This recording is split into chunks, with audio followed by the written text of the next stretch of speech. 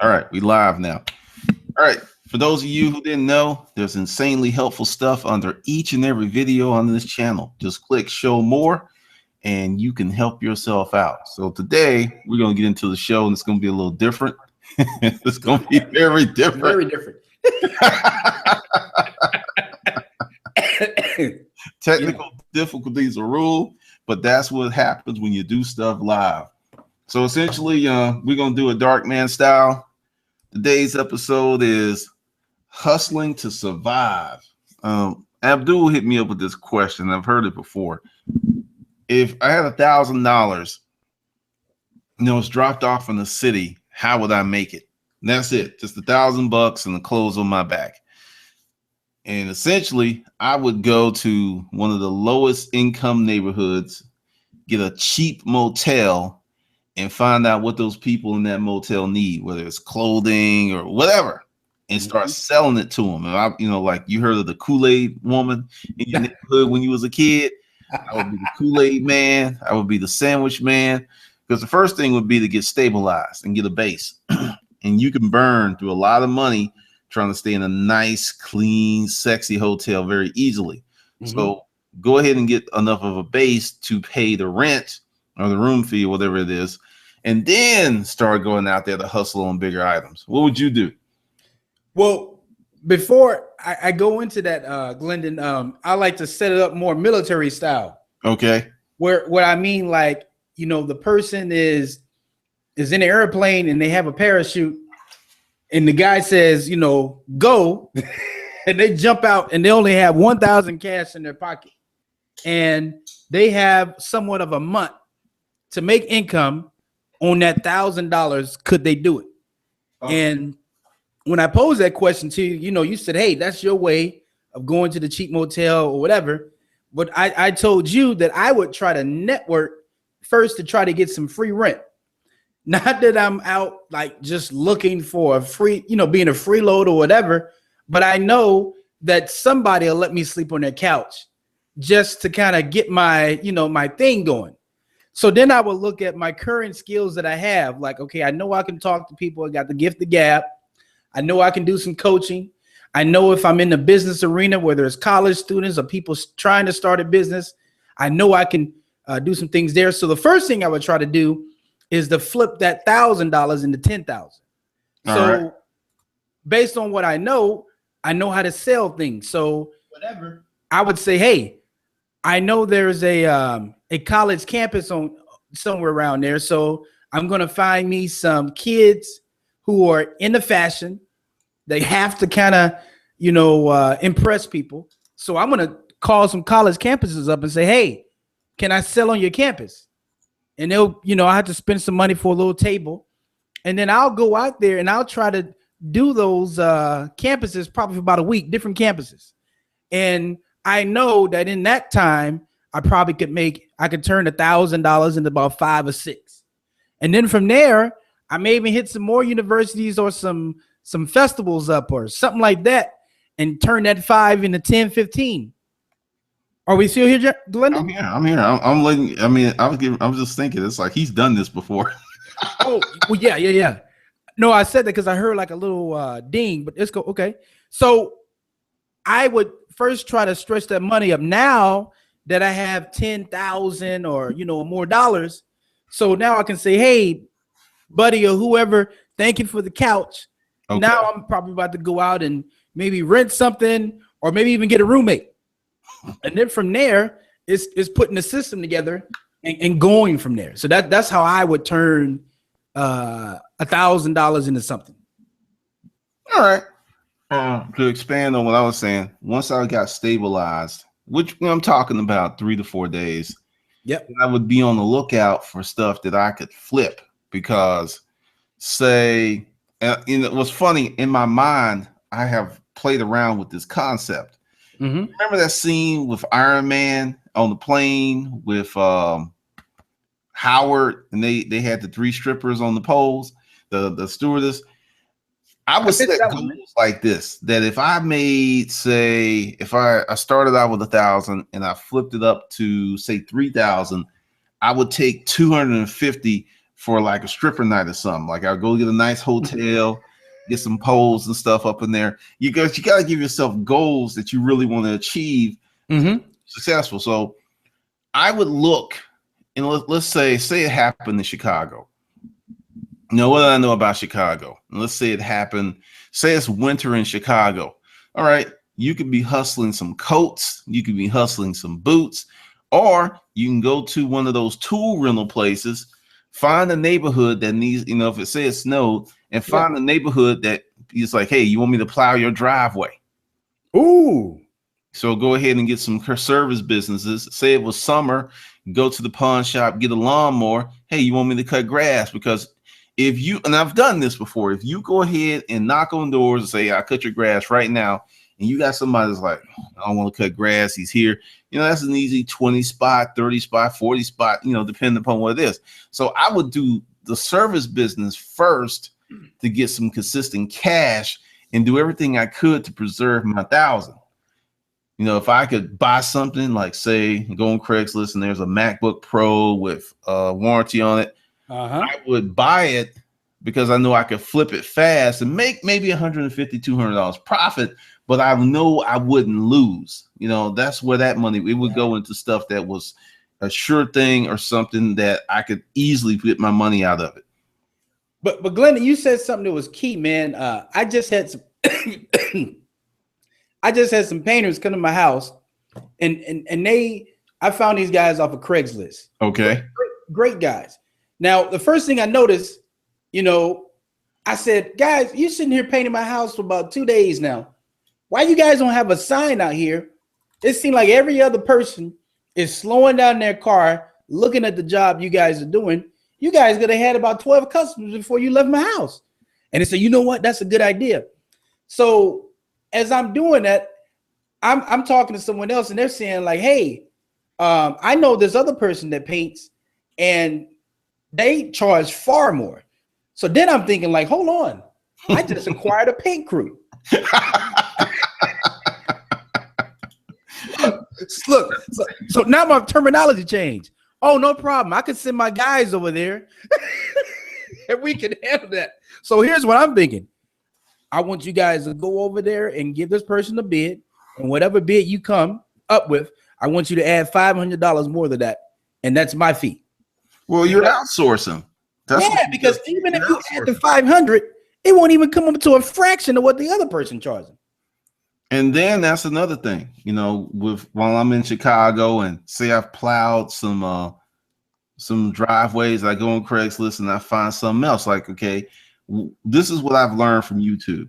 My views, and you probably know this too, my views go through the roof on the cold days. When it's cold, it's a cold week.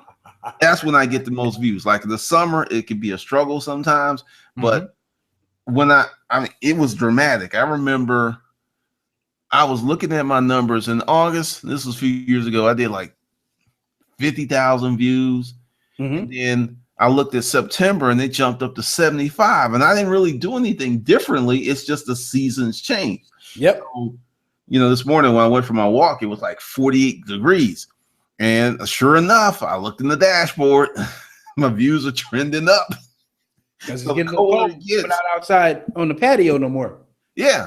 No cooking, no barbecue. So there's a lot of things you could promote ads on Craigslist. You could work gigs. There's so many things you could do to hustle to preserve your $1,000, because many people would like do this, take $250, enjoy themselves, reduce their capital.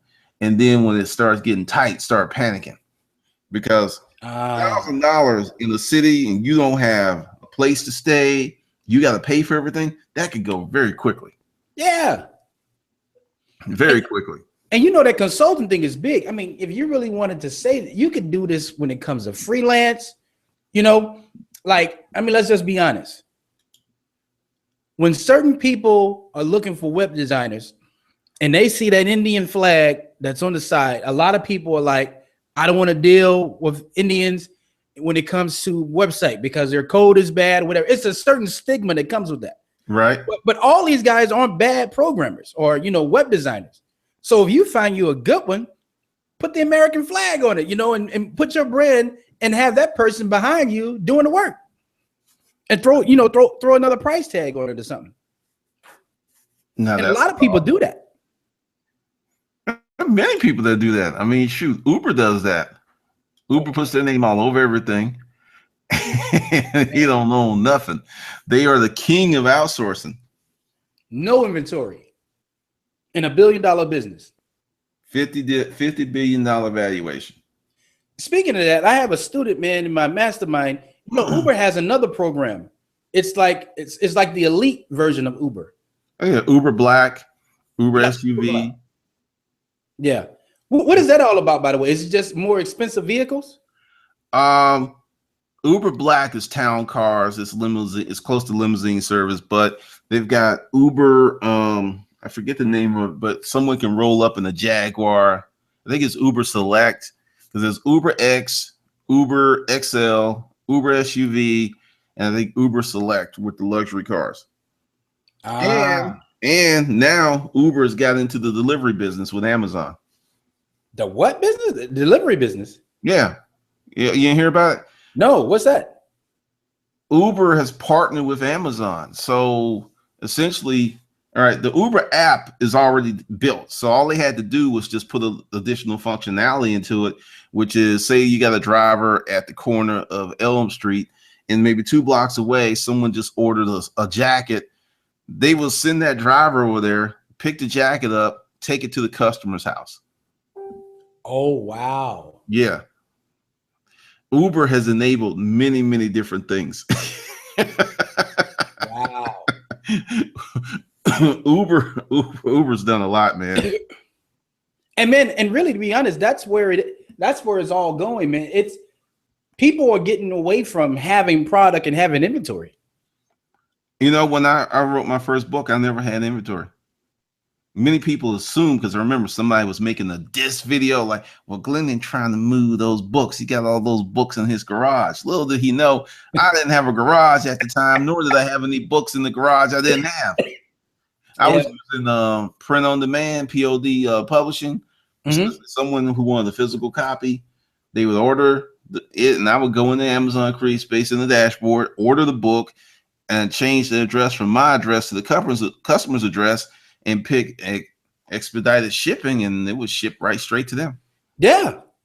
Why not have someone do the work? I never carried inventory. Never.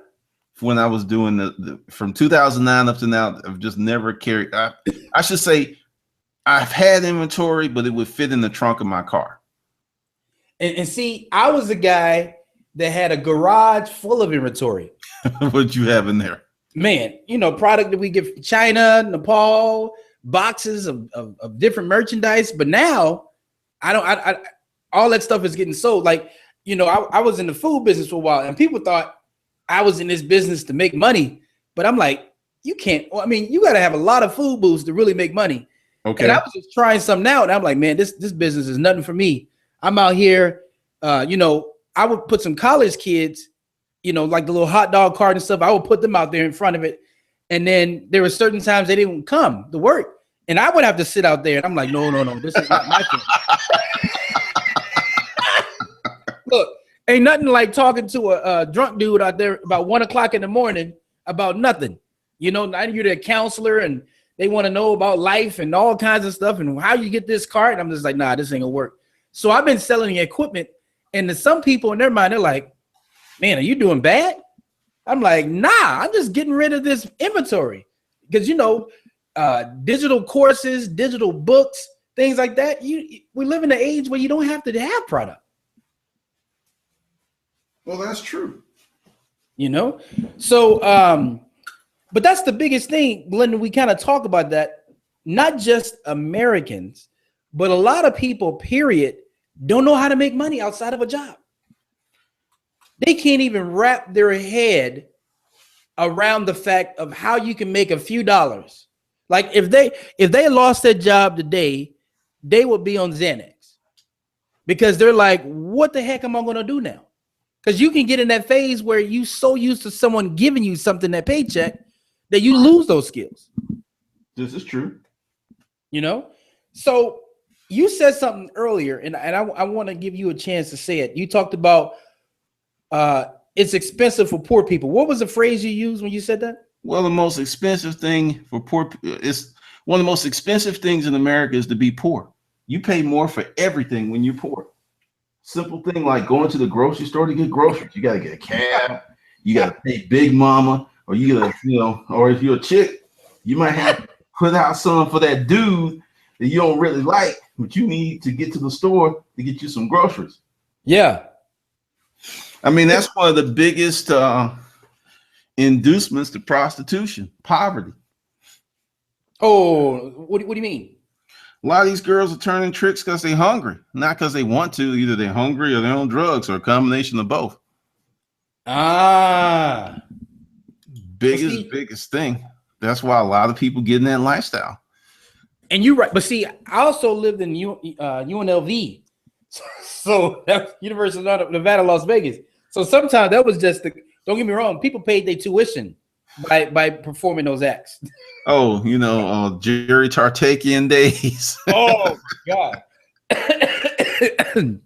But it's so funny, man, because I remember going to a grocery store a couple times and I see this cab out there and he pop in the trunk and this lady or this guy is putting groceries. And I'm thinking to myself, who in their right mind, you want to talk about an expensive grocery trip, who in their right mind would rent a cab or, get a cab to go to the grocery store? I ain't never in my life.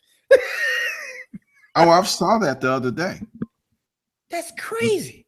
I was at the Publix and somebody was coming out and they were getting in the cab. Can you imagine? Because he's not going to turn that meter off while they in the grocery store. Okay, I wouldn't turn it off. I wouldn't turn that bad boy off. I was like, let it roll. Okay, so let me ask you a question. Then. Let's go down this whole poor road, whatever. Do you think just poor people are bad at making decisions? I think, all right, it's a pathology. You have, let's say, it depends upon the value system of the people, because you've had, say, a father and mother who never really made a lot of money, but they were good, solid people, and they raised good kids. Mm-hmm. Let's say you are the second or third generation of dysfunction. So you're like, I'll talk about my mother. She never taught me about money, and she was horrible with money. And that's why I have this phrase: manage your money or your money will manage you. So if I chose to, ignore that she was bad with money versus saying, okay, she bad with money, I'm not going to be that way, I would probably be really bad with money right now. Okay, stop there for a second. What do you, like, I don't want you to go deep into this. That's a personal thing, but what do you mean she was bad with money? What did she do that was so bad? She never learned how to save. Paycheck to paycheck. Paycheck to paycheck. She never learned how to save. And then if there was ever any windfalls, it would go very quickly. Now, one thing I believe that with paycheck to paycheck, usually there's something underneath that. What do you think caused her to live paycheck to paycheck? Just not the know-how or just a habit?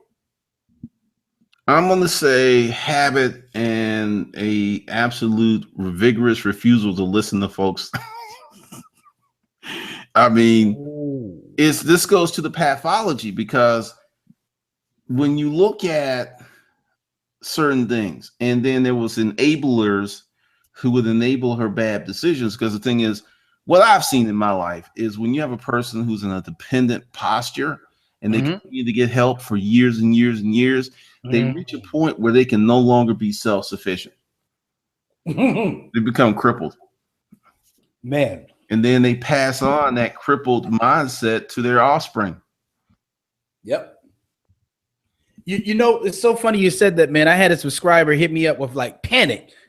And sometimes I hate even getting into those conversations because I'm already like, okay, this is going to be about a 2-hour conversation of just complete whining. And what I mean by that is, what was the scenario? Oh, okay. I can't afford the apartment I'm living in. Okay, get another apartment. Well, I have a dog. Okay. And most apartments don't accept dogs. I'm like, get rid of the dog. Well, the dog is kind of therapy for me. I'm like, do you want to live on the street or do you want another house? You got to make decisions when it comes to things in life, and a lot of people can't make decisions. So then after a while of talking this, it was like she was like, well, I just can't do it. It's just too hard, and literally just gave up on the conversation. But I think that when people are trying to get themselves out of a situation, the first thing you got to do is humble yourself. Second thing you got to do is tell yourself there is always an answer for something. There's a solution for every problem. You just got to take your time, come up with those solutions, and then keep applying them until one works. But yeah, man, I mean, that's a big one. People change for two reasons: inspiration and desperation. And most people change for desperate situations. Unfortunately, I would agree with that. Usually people are running away from something versus running to something. Yeah, I mean, if everybody took advice from somebody who have been in that space, a lot of people wouldn't be in the circumstance that they are. But a lot of people have to hurt in order to do some change. That's true. So, okay, now we were talking earlier too, and we were talking about these poor people catching the cabs. And then you say, oh, well, college kids, they'll just catch Uber. And then I asked you, I said, well, you don't think the poor people know about Uber? And you was like, nah, I don't think they know about Uber. Why do you think that is? Part of Uber's a tech company. Mm-hmm. And you have many poor people. I would say their kids may know about Uber. But when I did it, they write the book, I just noticed everyone that I picked up was either a business person. A lot of college kids took Uber, but I didn't see not a lot of poor people. I had just really didn't happen. Just didn't happen. And what's funny is Uber is cheaper than a cab. Totally. It's so funny, man. Where was Uber? Uber was created in San Francisco, wasn't it? Yep. So I'm in Thailand talking to this 16-year-old entrepreneur, and I caught the train to the meeting over there. Okay. So we just rapping, and I can't believe how unbelievable, intelligent this dude is. So we're talking, and then the meeting ends, and then he's like, okay, I'm about to go. And he was like, okay, I'm about to get an Uber. I'm like, Uber's in Thailand? He's like, yeah. And boom, lo and behold, because Thailand, those taxi cab drivers will rip you off. And then lo and behold, I said, man, they're going to have a riot over here. And called the Uber driver. He saw where the person was. He was outside. Boom, got in the Uber car and was gone. Well, Uber's everywhere. Uber just made it in Vegas a few weeks ago because Vegas was trying to keep them out. Of course, because that's going to destroy the taxi cab industry. Oh, here in Atlanta, they are tripping because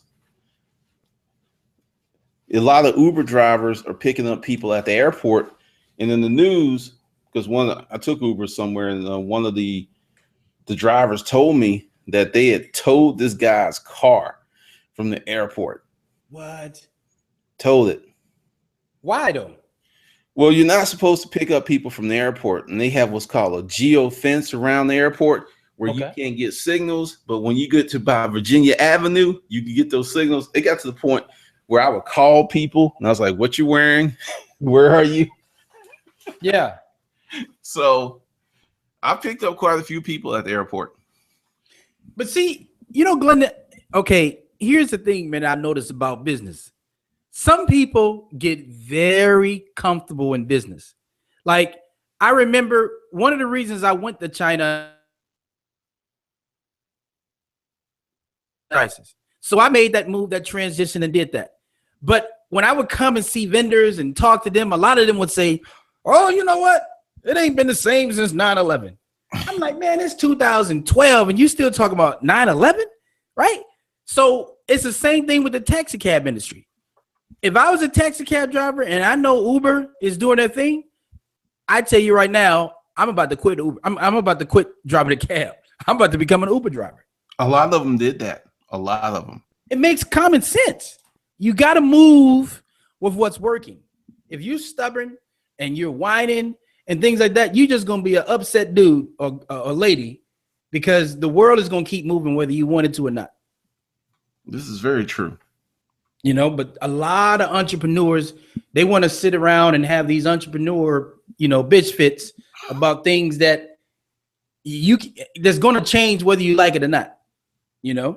But then we talked a lot about the poor today, but then we talked about like even laundromats, like they couldn't save all that tax money and the money they spending on laundromats, they couldn't save enough to just buy a washer and dryer.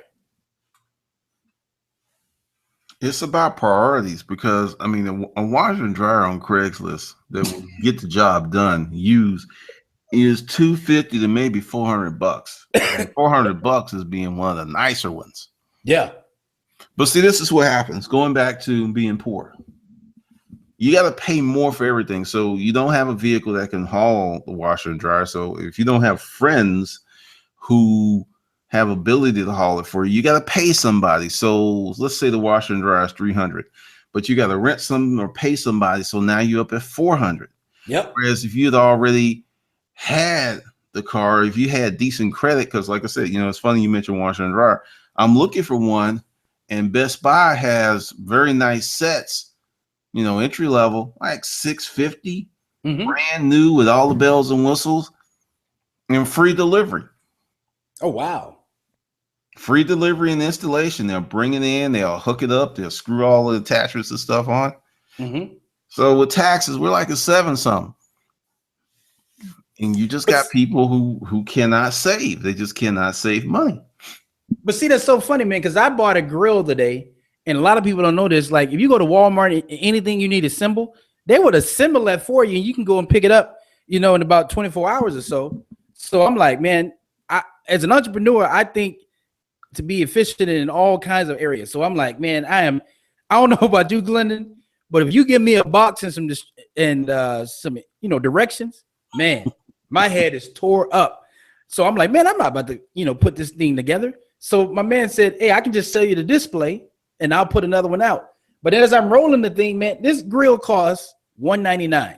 And that's another thing too. If you buy things when they're about to go out of season, you can get some deals. So as I'm rolling it, I look at, they got a finance sticker on it. Like, you can finance this option. I'm like, who needs to finance a $199 grill? That's a bad situation.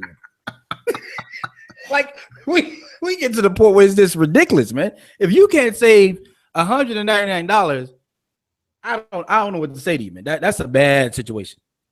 You have people who are in that situation.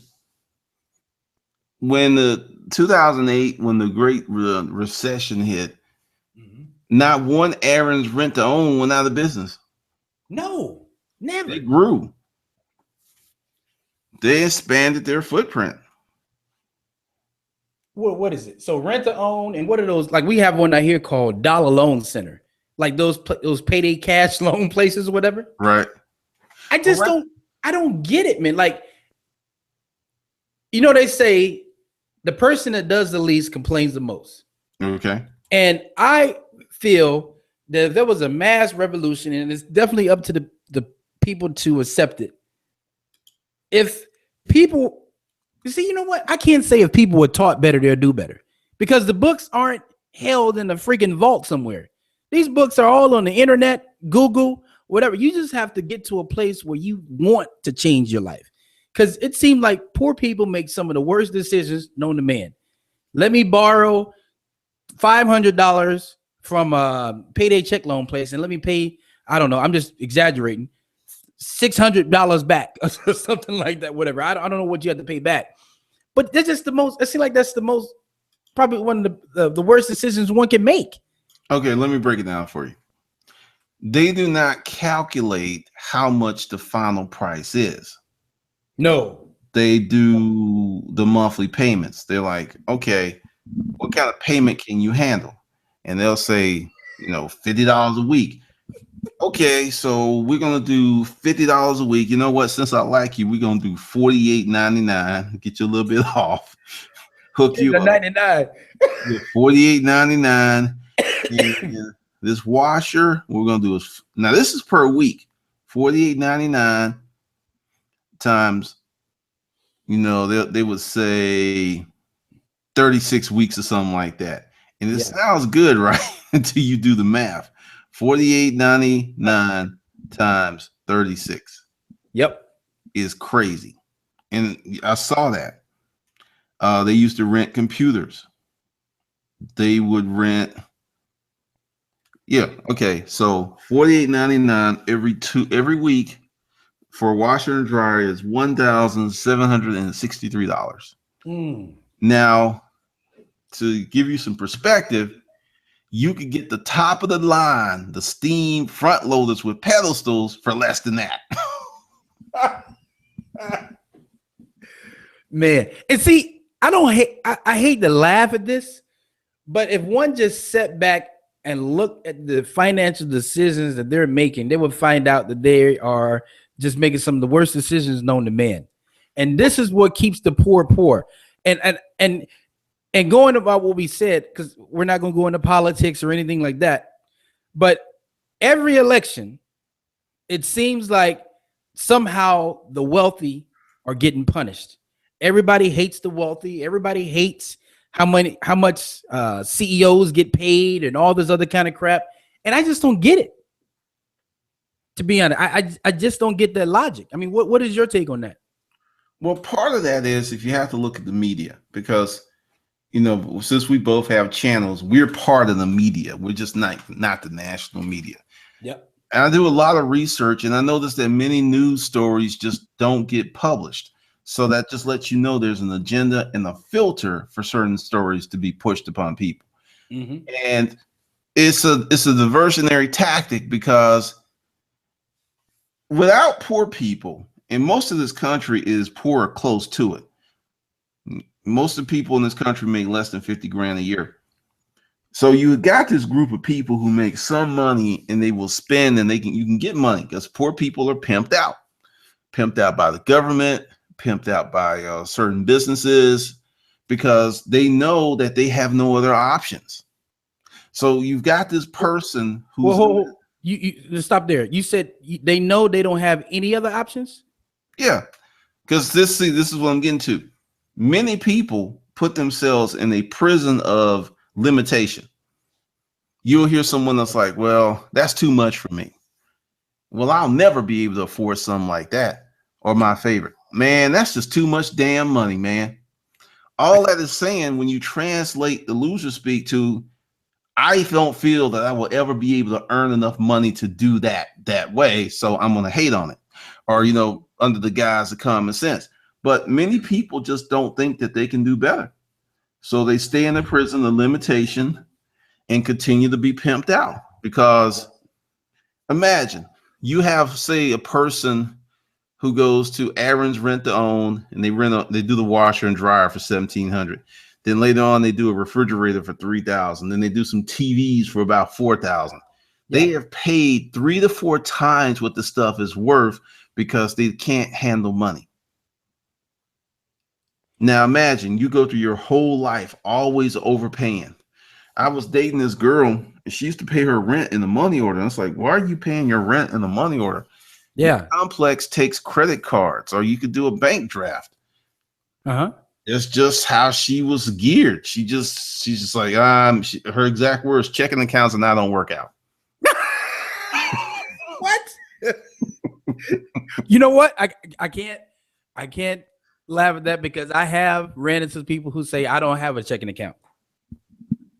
But see, man, looking at it from the outside in, it looks just like the most, and no, I'm not going to use the word idiotic, but it just looks like one of the worst decision making ever, because you're looking at life like it's like you said, can I afford the monthly payment? And if you can afford the monthly payment, somehow you think you can afford it. That is it. Because you have people who are so downtrodden, so beat up, so stressed out, that even in their mind, if they suspect that this isn't a good deal, they go for that endorphin rush of getting something new. That's what it is. And it's so, see, here's the thing about new. Everything loses value. Like Craigslist is probably one of the most best ideas of the civilization, because you can literally take something that's been bought brand new and it loses value so fast. Mm-hmm. So fast that you could go in and buy literally for half off in a year later, or sometimes Even if people more. on hard times, more than that. Definitely more than that. I made my living off Craigslist for many years. Oh, I can totally see that. But see, okay, so let's go a little bit further into this. So this debate, they talk about taxes and somehow they're geared for the wealthy. Now, when I first started out in business, I don't know what you are as far as tax structure wise, Glendon, but I'm an LLC now, but I started off as a sole proprietor. Ooh, you got ganked. Dang. Look, let me tell you when I knew I got ganked. When I went into the tax office and he told me what I had to pay that year, I'm like, holy crap. Look, They hit you with the regular tax and they hit you with the self-employment tax of 20%. So you were probably at 55%. oh man. Look, any book that had anything to do with taxes was in my my library at that point. From Kiyosaki to I'm like, heck no. So then immediately I changed to an LLC, and next year that time came around, whole different situation. I was not giving all the money to tax people, but that takes education, and if you don't want to do it yourself, hire somebody that does. Yeah, I mean, one of the best tax efficient strategies is to form an S corp, then have the S corp form an LLC. That's because true. S corps don't pay taxes; they only pay taxes on distributions or dividends. So that's what a lot of companies do. But many people miss it because you got to form the other company. The LLC has to be formed, paid for by, and the S corp. Yep. So, but many people get caught up on this because it's going to require you to read a book that doesn't have any pretty pictures, and it's going to require the writer is not trying to entertain you. It's just, well, when you do this tax strategy, you get this efficiency. They're talking to you like it's a chalkboard, and people don't want to go read those books. But those books are what will make you money. Man, look, save you money. But see, that's the thing, though. They don't want to read those books, but every TV show known to man, they can tell you who's been shot, who's on it. It's all about if you're wanting to find yourself in a constant complaining mode about the situation you're in and how someone else who doesn't even know you is somehow the fault of it, you're going to have to take self-responsibility, because reading is free. I mean, what I mean by free is, be careful. If you can't afford it on Kindle, go to the library. Be careful. You're holding people accountable, and you're talking about personal responsibility. That's racist. You are racist. You're the man. You are supporting white supremacy. How dare you? You better stop. You better stop. They will come get you with the pitchforks because. Okay, well, let me ask you this. We're not talking about people who are given an inheritance or trust fund babies or anything like that. But do you think a person that's a self-made millionaire, billionaire do it in one lifetime, do you think they have to work hard in order to get that? I think they have to work harder than they ever worked in their life. So if you put a person that fall in the category of poor, and you put a person that was a self-made millionaire beside each other, and they put them in the same house, how different in the things that they did for that day do you think it would be between those two people? I think it would be vastly different, because this is something I noticed when I would visit people that I knew who had money. Mm-hmm. Every last one of them had a library, or they had a bookcase that was full of books. Every last one of them. Typically, people with money read way more than folks who don't have money. Way more. At least a book a month, or at least maybe 6 books a year. But there's always this continuing education, and then you have to count blogs. You have to count watching YouTube. These folks are always educating themselves on what's current, what works, tax strategies. I mean, every morning I spend about 20 minutes reading an article about some type of business venture or something. Yeah. That's every morning. So, because this is the thing, the rich people and the poor people work equally as hard. A lot of poor people work their ass off, but they don't have a strategy to funnel that work ethic into. Thank you. Yeah, they work hard. They just don't have a strategy because let's just say like YouTube channel. Say I just got up every day and like, yo, this is Glendon Cameron and we're going to talk about purple penguins today. All right. We're going to talk about purple penguins. I saw one. He was kind. I think I'm going to get myself a pet penguin. And then the next video was, you know what? Fuck those politicians. And then the next video was today I went by the pool. You know, it was just a whole bunch of randomness. And by putting up those videos, I worked just as hard as someone else who created a channel that will say on Excel spreadsheet. So on Monday, they talked about Excels. On Tuesday, they talked about macros.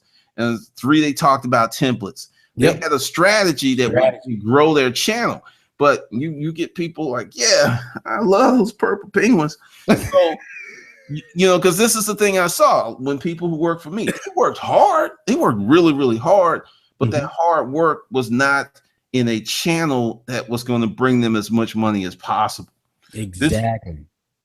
This is funny. Someone said, you know, you should get a job. And I was like, why? So you have something to do. And I was just like, where the hell did this come from? Because the thing is, when you're an internet person, it throws people. And everyone's trying to help you out. And this is when I did something. I haven't done it since. I pulled out my phone and I went into one of my internet assets and said, look, this is what I made. Well, that's a good year. No, that's this month. Oh, then, you know, they stopped talking to me. Okay. Now that gonna bring me to another but before I talk about this, is there any questions for anybody? No, I don't think no questions. I've been checking. Okay. I've just been listening. The hate, and we kind of talked about this a little bit, so I'm gonna pose a question out there. Have you experienced any type of hate since you've been having success in business from people? Oh my God, Becky. Oh yeah. I'm gonna tell you the first time it happened. It was before I was an internet dude. Yeah. I had a friend. We were real close. The type of friend where I could just pop up at the house unannounced. That's how, you know, tight we were, right? This was after my first big deal. Went out and did the crackhead thing. Bought a car, nice new BMW. Showed up at his house in that car, right? Oh my gosh. We talked and everything, and then like the next day, I get this call like, Nita said you just shouldn't be popping up like that. And I'm like, oh, my bad. I'm sorry. I'll just call before. Okay, yeah. Okay, that's cool. You know, just wanted to run that by you. All right. Then I'll call and no return call. Ooh. Then we had, you know, we had the same circle of friends, and I would say, hey, you call so-and-so. And he's like, yeah, he's doing okay. And I'm like, then I'll dial the number again, leave a message, no return, no response. I was perplexed. I was like, what the hell did I do? And I was like, hey, you know, what did I do wrong? And no response. And then I found out later on that the day that I rolled over with that car, he had just been laid off. Which he still talked to the other friends while he was laid off. But for some reason, you just kind of stuck the knife in a little deeper. Well, the thing is, you know, you got people who have circles. And in every circle, there's always the last person. Not going to say that they're unsuccessful, but they're the least successful, or the ones that thought to be the least successful or least uneducated. There's always someone in the circle that's like that. And then when that person supersedes everybody else in the circle, it could be problematic. Yeah. Oh, man. And see, that's so crazy because I think it's therapeutical for sometimes when people can take their frustrations out of you when you're doing bad. Oh, you're this, oh, you're that. But as soon as you make it and they can no longer use that therapy technique, then it's problems, you know, which brings me to the other question. Do you think that sometimes family members who kind of, you know, show this hate, do you think it's okay for them to be somehow cut off or, you know, not hang around that much? You will have to, because they will actually put a bullet in your path of trajectory.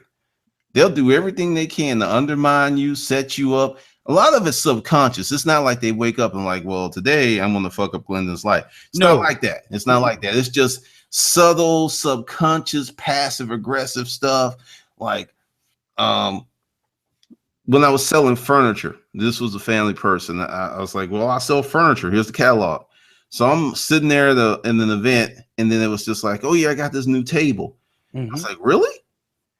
I was like, I sell furniture. You know, how come so and so? It's like, oh, I never heard a word. I talk to her every day. Yeah. Stuff like that.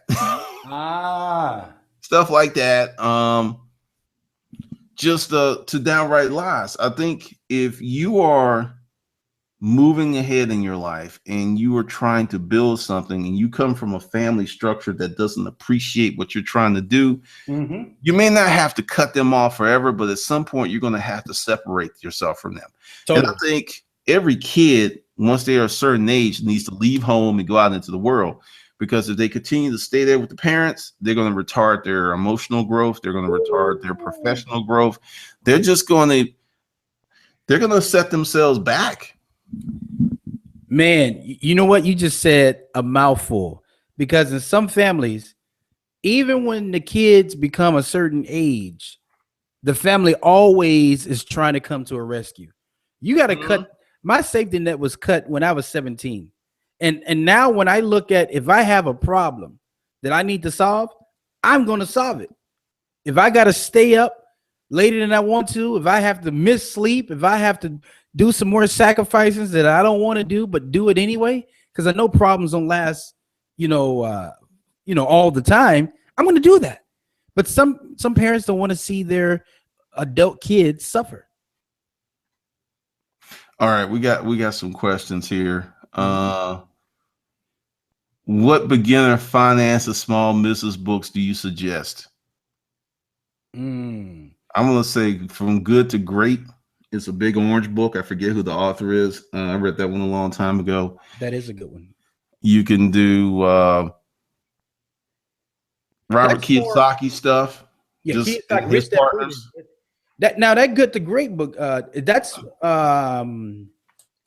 about organization and companies and stuff, I think, too. Right.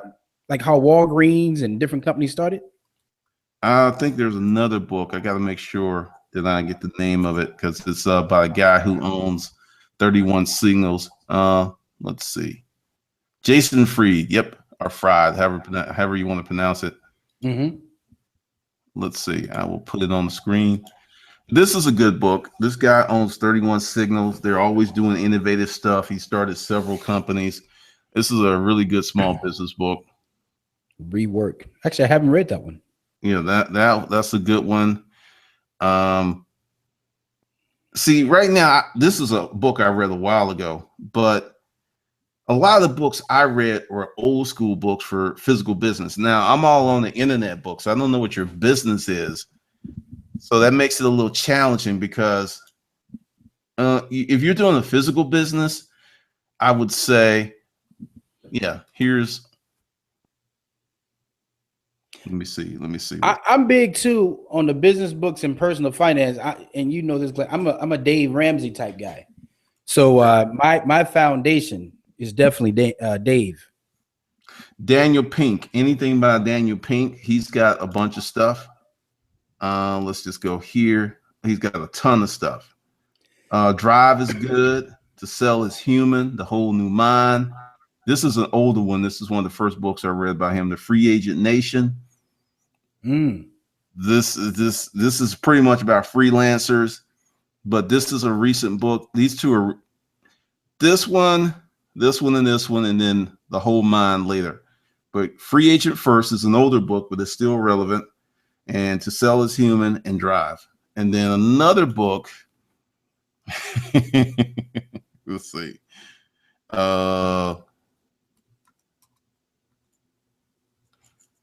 Hold on a second. Hold on 1 second. But yeah, those books by Pink are really good.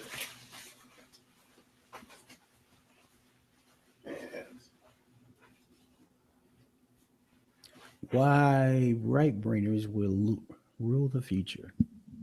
Interesting.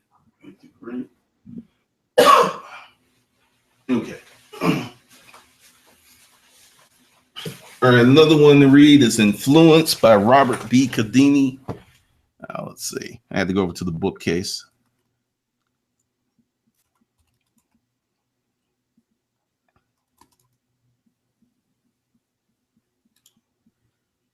This is a good one.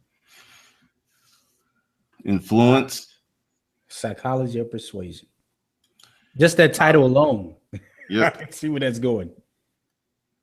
This is another good one. Contagious. Because this was and it's on audiobook too. If you don't want to read it, you can listen to it because he actually narrates the book for Audible. So, because the thing is, any book on sales needs to be in your life. You need to have a bunch of sales books because when you learn how to sell, you'll never be poor again. Never. Never. And the biggest thing I've learned about selling too is just to be yourself. Just talk to people as people. Right. And to sell, but not really sell. To almost, I've learned that if you have a conversation with people, and I've actually not even talked about my product. I've been talking about what the person did in their life, how many kids they have, and graduation. And before you know it, the woman is in the guy's wife is in to buy the purse, and she's like, okay, I don't want it. He's like, honey, you're not gonna buy anything from him, because he's upset now because he's like, I just built a relationship with this guy. You need to buy something. Kind of thing. So, but yeah, but we're coming upon that 3:00 mark there, Glendon. Anybody else with any questions or anything, concerns, gripes? No, that was pretty much it. There's a few things in there, but they're more just general observations. Yeah. And I think we said we're going to try to keep it play by ear as far as what days, but it seems like we keep doing Thursdays. Thursdays, yeah. Thursdays seem like it works. We just haven't hammered down that time yet. But yeah, I think today was good. Also, too, another thing, I think if maybe subscribers gave questions like during the week or something, whatever things they wanted to kind of go over, that'll also be a good deal too. Well, what they can do is like send their what people could do is actually comment under the video about what you want to hear next, and we can work on that for the next week's show. That's true. Yeah, because we'll just go through it, pick out some other stuff, and then just knock it out of the park. That's true. That's true. I do think maybe we could do maybe a book a week recommendation, because a lot of people are always interested in what I'm reading, and I know you read a lot. Mm-hmm. Because Influence is a trip. Contagious I learned about that from watching Derek Halpern. And Good to Great is, more old school. It's the mechanics of what makes a company really good. So, yeah, just put that stuff in the comments, and then we will look at it and take the most popular stuff and turn it into a show. That's true. That's true. But yeah, Glendon, I'm really liking the conversations, man. This is something that I think the world needs to hear. We all have these frustrations and things we go through in life and business. So this is a platform to talk about it. Oh, definitely. Definitely. So with that, we're going to wrap it up. And for those of you who want to know, you got until November 6th to get the Hustler Kung Fu payment system, or the full payment, where it's $450. You get 19 courses. Deal is going on until November 6th, 6 p.m. And if you're not willing to do that, or you can just buy a course at a time. And a lot of stuff is coming. I'm just letting you know. So with that, we'll see you guys next week. All righty. Take care.